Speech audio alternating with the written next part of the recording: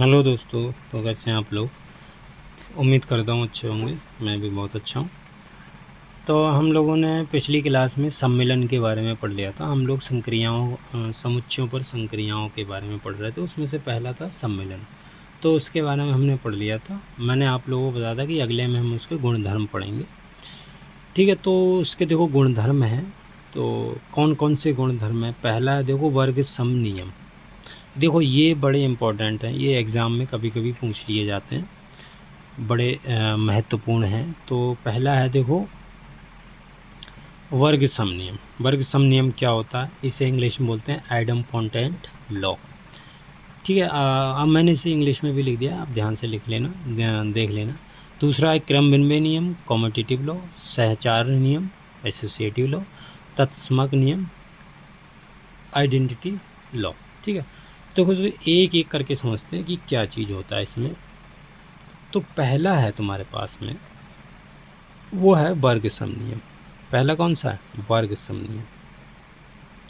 वर्ग सम नियम, ठीक। इसे इंग्लिश में बोलते हैं हम आइडम्पोटेंट लॉ। देखो ये क्या होता है, कैसे करके ये काम करता है। देखो हमारे पास में कोई सेट है, कोई समुच्चय है ए, मेरे पास में कोई समुच्चय है। अगर मैं इस समुच्चय का इसी से यूनियन ले लूँ, इस समुच्चय का अगर मैं इसी से यूनियन ले लूँ और मेरे को रिजल्ट में वही सेट मिले, तो ये हमारा वर्ग सम नियम होता है। और ये तो बात सच्ची होगी ना, हमेशा किसी कोई सा भी आप सेट ले लो। जैसे मैंने एग्जांपल के लिए मान लो 1 2 3 ले लिया, ठीक है। आप इसी से यूनियन लो। तो देखो A union B, A union A, क्या करेंगे? देखो 1 2 3 लिखेंगे और फिर ए है तो इसका भी 1 2 3 लिखेंगे, ठीक है। इसका भी 1 2 3 लिख लो। अच्छा, अब देखो आएगा क्या भाई? यूनियन में क्या आएगा? दोनों को मिला के लिख दो, तो 1 2 3 यही आएगा। और ये किसके बराबर है? ये ए ही तो लिखा हुआ है, ठीक है। तो वर्ग सम नियम यही कहता है कि ये बात हमेशा सच होगी कि किसी भी सेट का, हम किसी भी जो भी सेट है यानी समुच्चय है, किसी भी समुच्चय का, किसी भी समुच्चय का, कोई सा भी समुच्चय हो सकता है, अगर हम उस समुच्चय का उसी से यूनियन लें तो हमेशा वही सेट आने वाला है। ये वर्ग सम नियम कहता है। हमेशा ये बात सच होगी, ये कभी भी गलत नहीं होगी। और ये हमने एग्जाम्पल से भी देख लिया। आप बोलोगे सर आप 1 2 3 ही क्यों लगते हैं, आप और सा एग्जाम्पल क्यों नहीं ले सकते? ठीक है, तो चलो कोई सा भी ले लो, तुम्हारी मर्ज़ी। मैंने ए ले लिया, मान लो ए, बी ले लिया, सी ले लिया। अब मेरे को इसी का इसी से निकालना है। तो ए यूनियन ए क्या आएगा? ये तुम्हारे पास में ए को लिखो, ए क्या है तुम्हारे पास में? ये वाला। तो इसको लिख लो ए बी सी। फिर ए लिखो, क्या है ये? A B C. तो देखो क्या आएगा? ए बी, दोनों को मिलाकर लिख दो ए बी सी। और ये है क्या? एक्चुअल में ए ही तो है। तो हमेशा ये बात सत्य होगी। बस मैंने बस एग्जाम्पल के लिए बता दिया, ये बात हमेशा सच रहेगी कि ए यूनियन ए जब हम लेंगे तो हमेशा ए ही आने वाला है, ठीक है। उसी सेट का उसी से यूनियन लेंगे तो वही सेट आएगा और कोई सा दूसरा नहीं आएगा, ठीक है।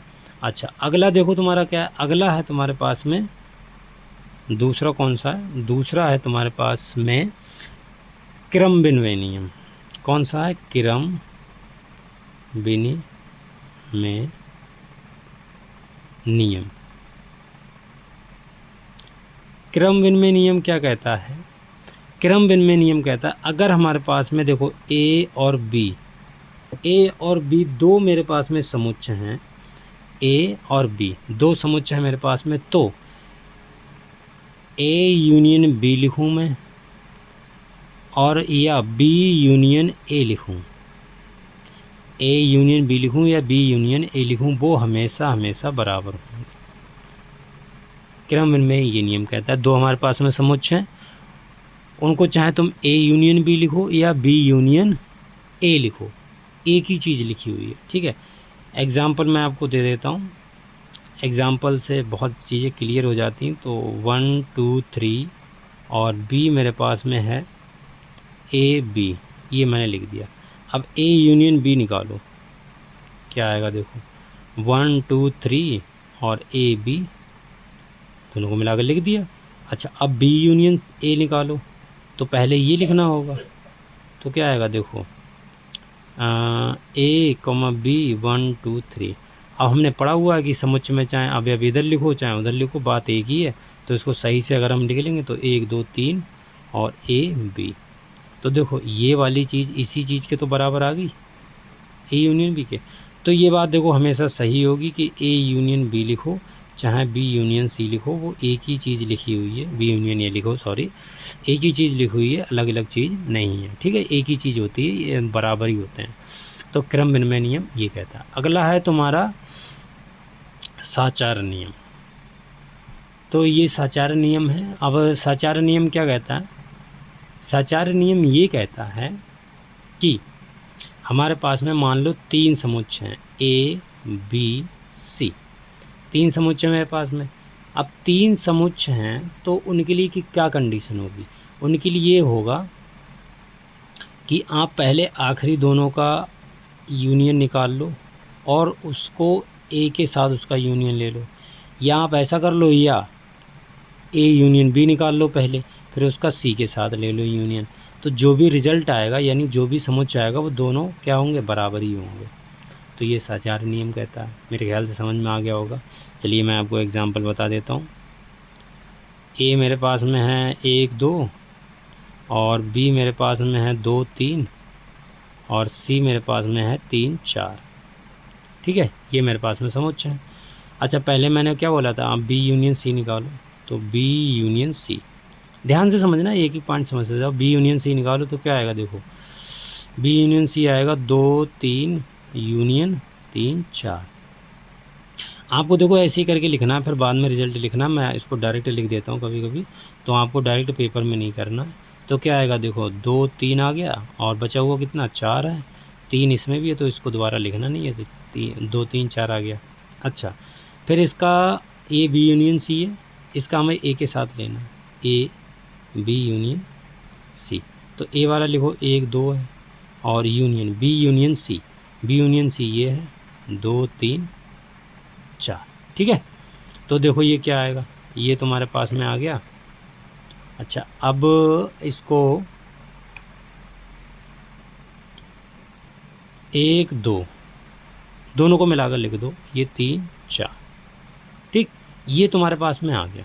अच्छा अब अगली चीज़ देखो, तुमको क्या निकालना है? अब ये चीज़ देखो, ये वाली लेफ़्ट हैंड साइड, पहले ए यूनियन बी निकाल लो। क्या निकालोगे? A union B.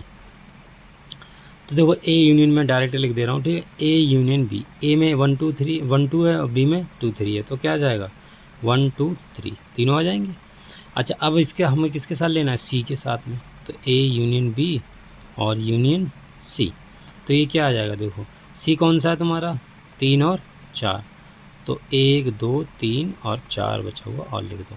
तो देखो A union B union C कितना है? 1 2 3 4।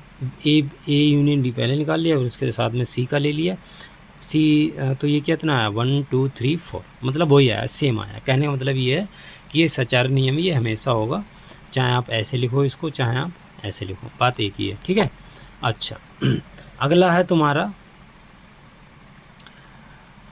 अगला है तत्समक नियम, आइडेंटिटी लॉ।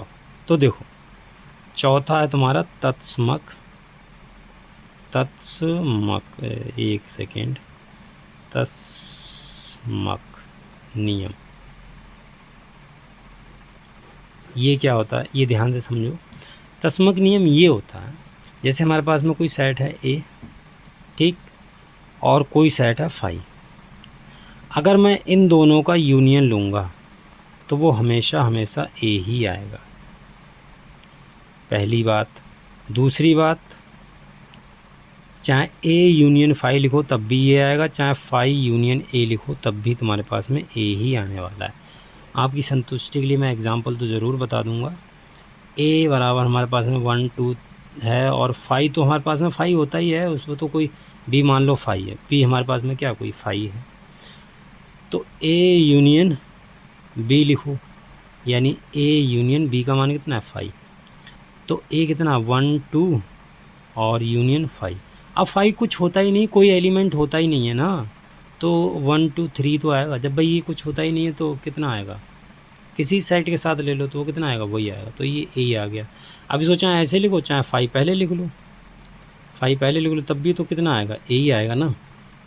क्लियर, मेरे ख्याल से समझ में आ गया। तो देखो ये 4 नियम हैं। अब इनका प्रूफ अगर आपको चाहिए तो आप बता देना, वैसे प्रूफ मुझे लगता नहीं है क्योंकि प्रूफ इतना पूछा जाता नहीं है। फिर भी मैं कोशिश करूँगा कि अगली वीडियो में आपको प्रूफ बता दूँ, ठीक है, क्योंकि प्रूफ बहुत ज़रूरी भी होता है। अगर आप लोगों को अच्छा लगेगा तो मैं बता दूँगा।